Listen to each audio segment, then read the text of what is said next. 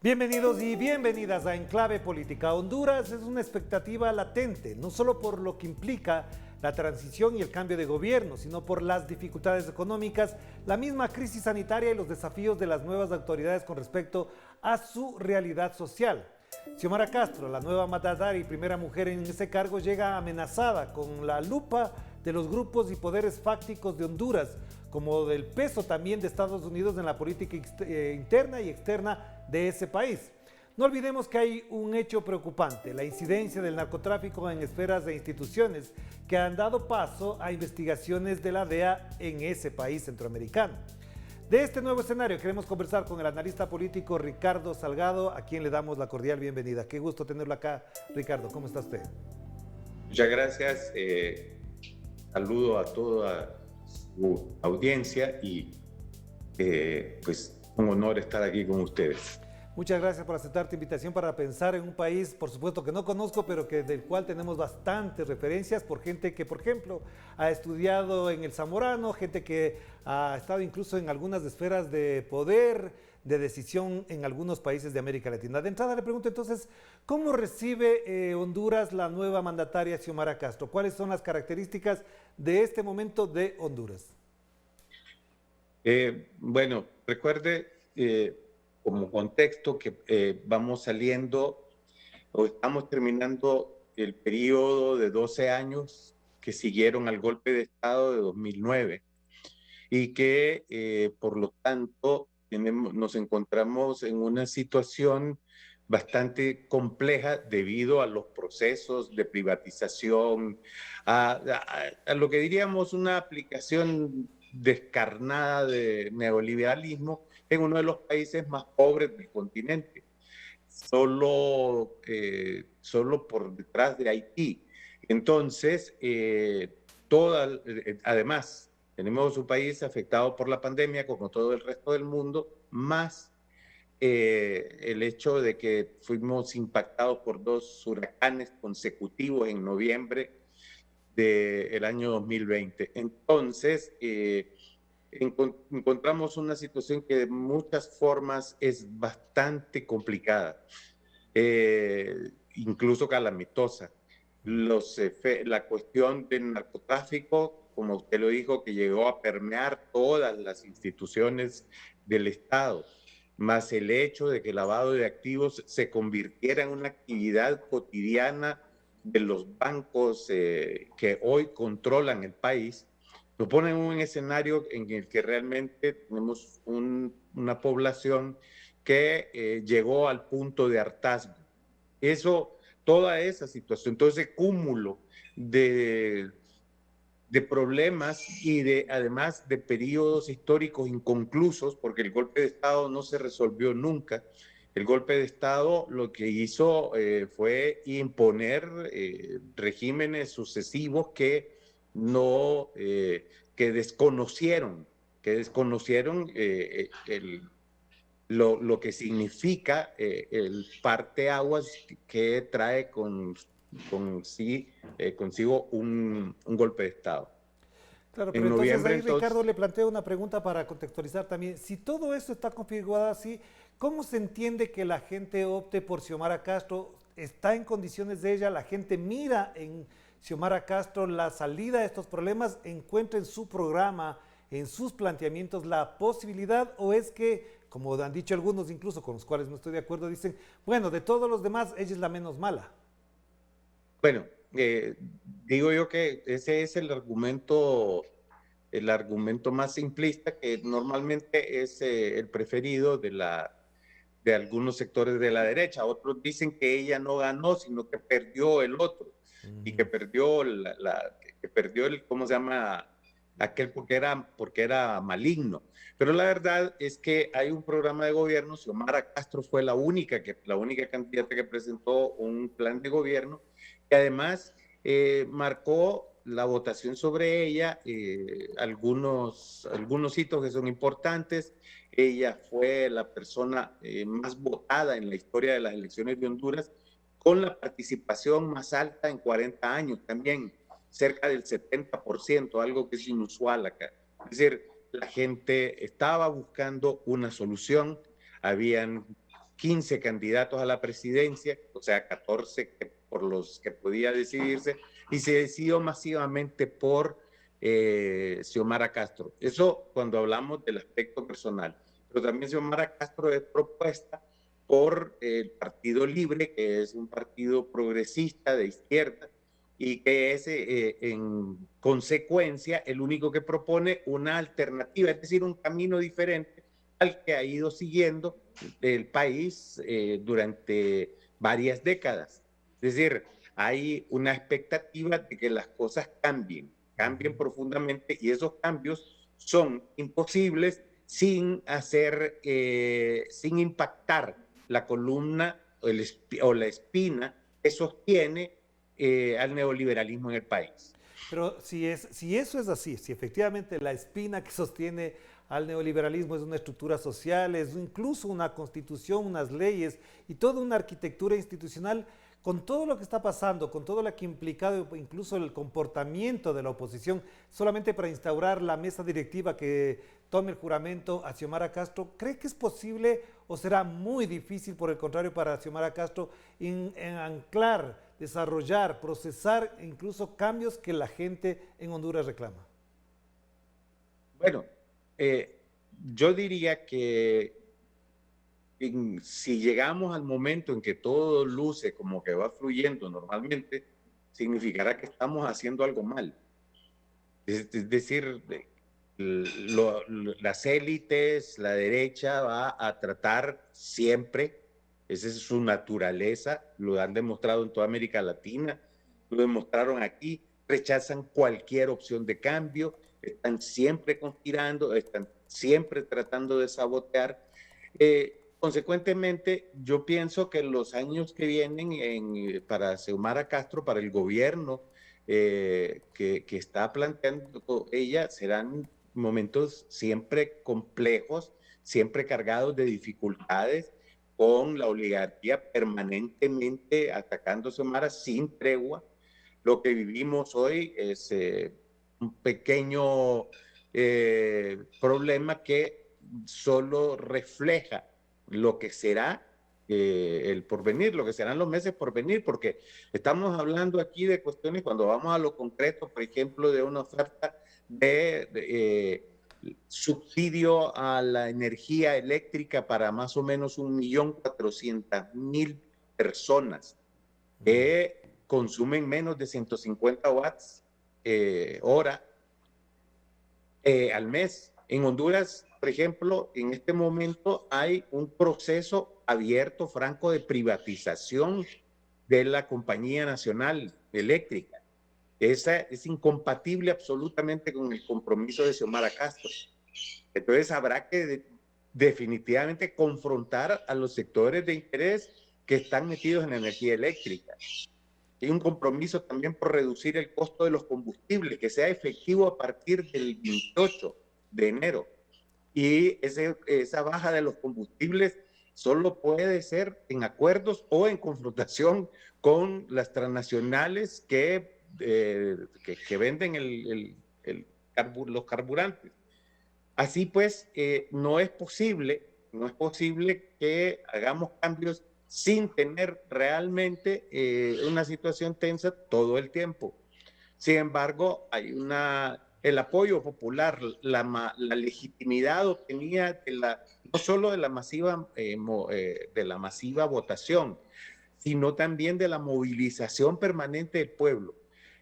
La recuperación del concepto de la consulta popular, la asociación con los movimientos sociales, que son los que en primera instancia defienden el golpe de Estado y que históricamente también son parte de las fuerzas fundadoras del Partido Libre.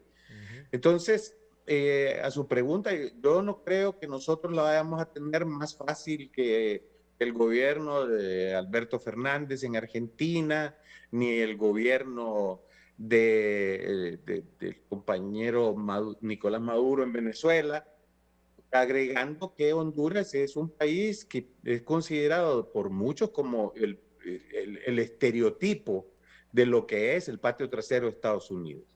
Ahora, para finalizar la última pregunta de este primer bloque, Ricardo, en ese contexto, entonces las fuerzas de derecha no están disminuidas, no están golpeadas, no están afectadas, por el contrario, parecería, y puede ser que me equivoque, la percepción a la distancia puede ser equivocada, se ven más fortalecidas porque van a conformar un sólido bloque de oposición a Xiomara Castro y independientemente de sus diferencias, harán esa unidad opositora. Bueno, en realidad ellos pierden en el voto popular, pero mantienen todas las estructuras que han construido a lo largo de 12 años y que hay que desmontar. Una de las cuestiones para nosotros es que las Fuerzas Armadas, como factor de poder, no responden a las élites directamente, sino que como la mayor parte de los ejércitos de América Latina son ejércitos de ocupación de Estados Unidos y responden al Comando Sur.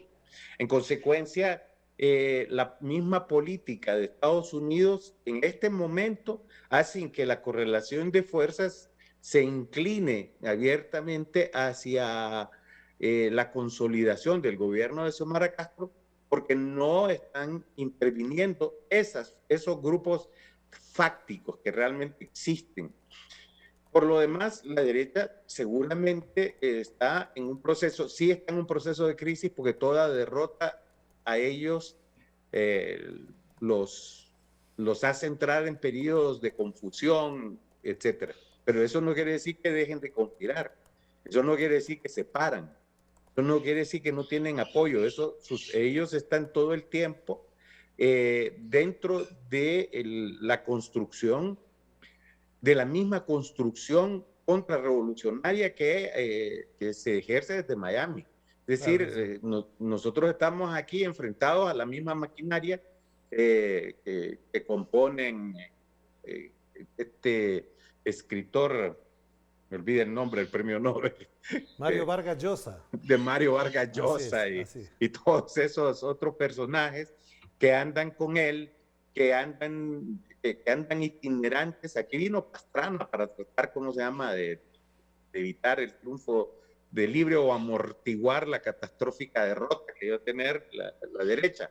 Entonces, todo ese aparato se mantiene y la derecha aquí, en ese sentido, funciona de manera orgánica con toda la América Latina. Hagamos la primera pausa, Ricardo. Le invito para que en la segunda efectivamente veamos hasta dónde esta oposición, estos poderes fácticos permitirán desarrollar un programa de gobierno que lo podemos analizar con usted inmediatamente.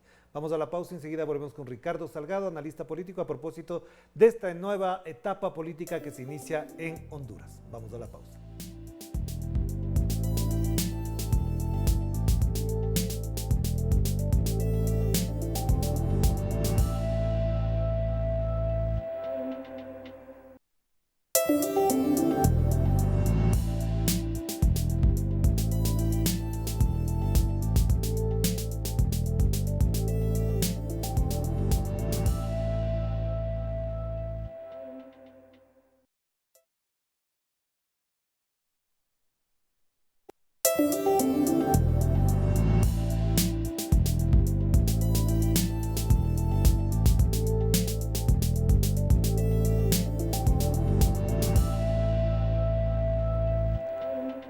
Estamos de vuelta aquí en Enclave Política y seguimos conversando con Ricardo Salgado, analista político, a propósito de esta nueva etapa en la historia de Honduras con una mujer en la presidencia de la República.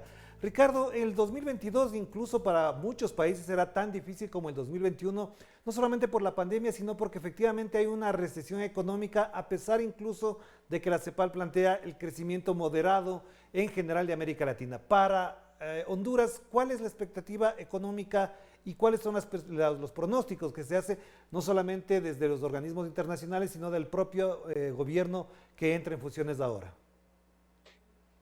Bueno, la situación se prevé más o menos dentro del promedio. Honduras es un país de bajo crecimiento a lo largo de su historia. Los promedios de crecimiento más altos que se tuvieron estuvieron en el 6 y 7% durante los años del gobierno de Manuel Zelaya, por 2007-2008. Y después estuvimos siempre en un proceso económico con cifras maquilladas, etcétera, pero que realmente nunca superaron ese umbral del 3%. Ahora deberíamos suponer que el crecimiento económico también estará como consecuencia de nuestra dependencia, de nuestras carencias evidentes. Por ejemplo, el hecho de que nosotros importamos el 90% de los alimentos que consumimos. Tenemos altísimas importaciones.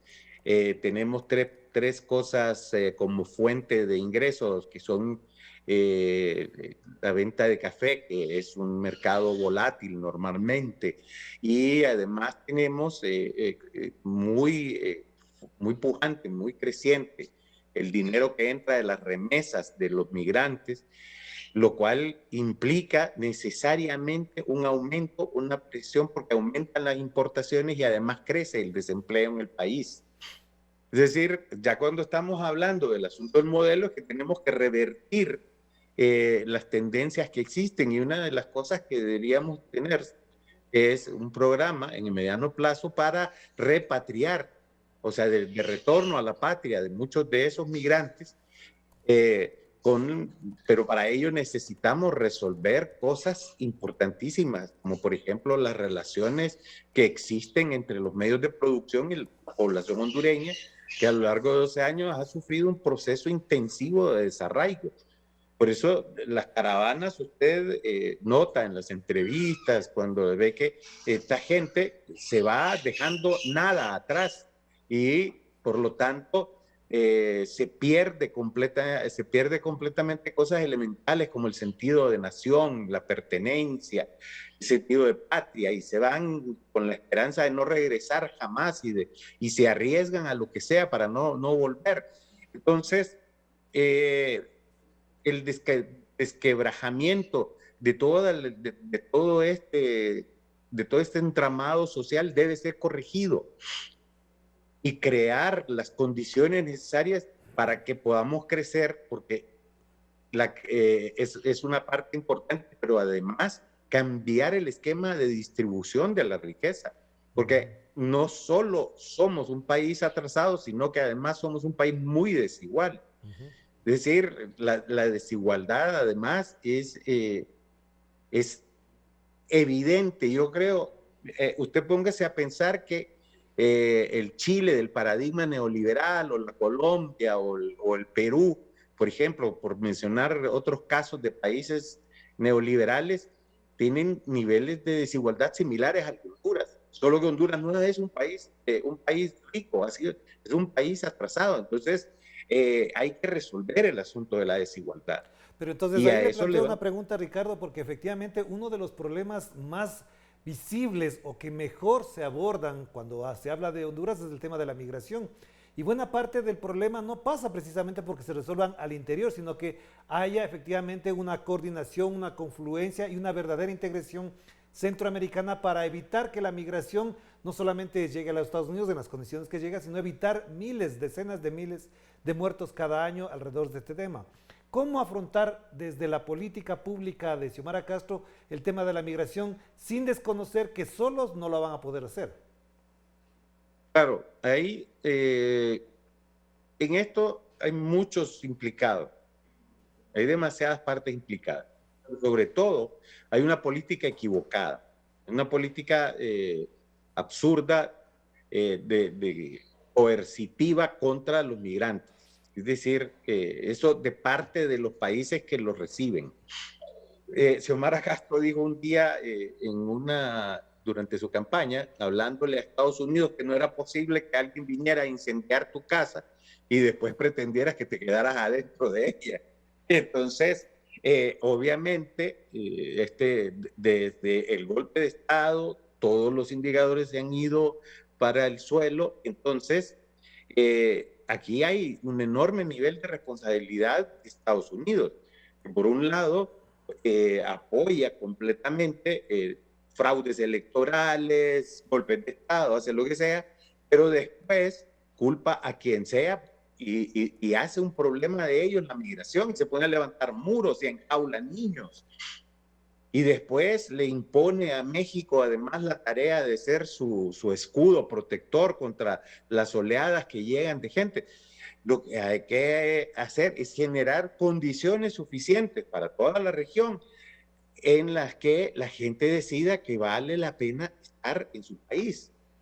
Es decir, y si quieren realmente que la migración deje de estar en una agenda como un problema, que vuelva a niveles normales, es decir, porque la gente siempre se mueve, esa es parte de la historia de la humanidad, nos hemos movido en todas los seres humanos en todas las épocas de nuestra historia, pero ahorita detrás de todos estos, ¿cómo se llama? Olas migratorias enormes, hay enormes actos de violencia, de represión, de desarraigo, de empobrecimiento extremo, de hambre, y todos provocados por el modelo que decididamente es un modelo fracasado, además de la posición normalmente belicosa que tenemos desde hace décadas, con las doctrinas del enemigo interno, con las clases dominantes absolutamente salvajes, que no son capaces de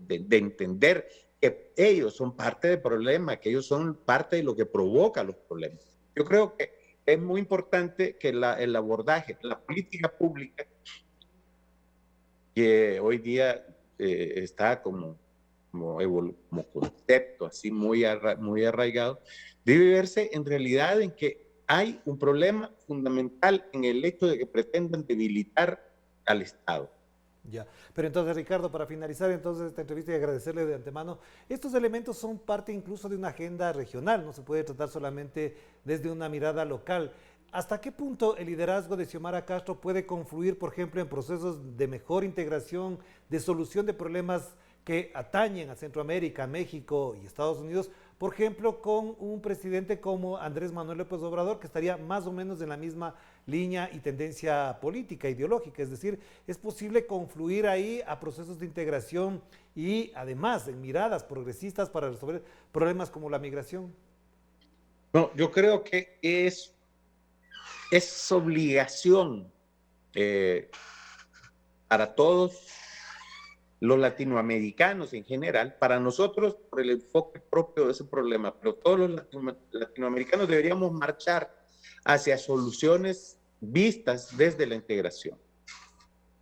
Creo que la integración tiene hoy una nueva oportunidad y en el proceso tenemos que echarlos adelante todos. Hemos tenido siempre un problema. Yo creo que es importante que tengamos un programa político común en América Latina que aborde las posibilidades de soluciones de problemas como el de la migración, como el tráfico de estupefacientes, cómo nos afectan todas estas cosas a nosotros, cómo impiden nuestro desarrollo, cómo impiden nuestra relación. Nosotros, por ejemplo, hablamos castellano todo, pero tenemos enormes distancias. ¿Cómo aprovechamos la tecnología de cara a ese desarrollo, de cara a cómo la integración puede aprovechar el desarrollo tecnológico? ¿Cómo nos insertamos en el mundo de la multipolaridad, etcétera? Que son enormes retos que tenemos. En un país pequeño como Honduras, llega una presidenta revestida de mucha legitimidad, que tiene claridad y conciencia de la necesidad imperiosa de avanzar en estos procesos de integración. Creo yo que lo que podemos aquí es sentirnos alegres porque ya no hay Grupo de Lima y porque podemos sentarnos a hablar con gente, con Andrés Manuel López Obrador y lo intentar. Y también tenemos cerca a Daniel Ortega, o digo a la Nicaragua que está, y tenemos a El Salvador, con quienes tenemos que hacer, y Guatemala, con quienes tenemos que hacer un nudo para que dejen ese estigma. Bueno, el primer estigma que hay que quitarnos es ese de Triángulo Norte. Es como que fuera un cinturón de crimen, pero nosotros no lo construimos, ese cinturón de crimen, nos lo impusieron. Y entonces hoy día nosotros estamos en la posición de tomar las medidas y el camino que sea necesario, de la mano de todos los hermanos de este continente. Claro que sí. Gracias, Ricardo. Muy amable por la atención a esta invitación y, por supuesto, pendientes de lo que empiece a ser el nuevo momento, el momento histórico para Honduras. Le mando un abrazo. Que esté muy bien. Muchas gracias. Felicidades. Muchas gracias a Ricardo Salgado, analista político, a propósito, como digo, de esta nueva etapa que se inicia en Honduras, de lo cual estaremos pendientes porque, por supuesto, nuestra América Latina siempre también estará atenta a lo que pase en Honduras. Nos despedimos. Cuídense mucho. Que la pasen bien. Chao, chao.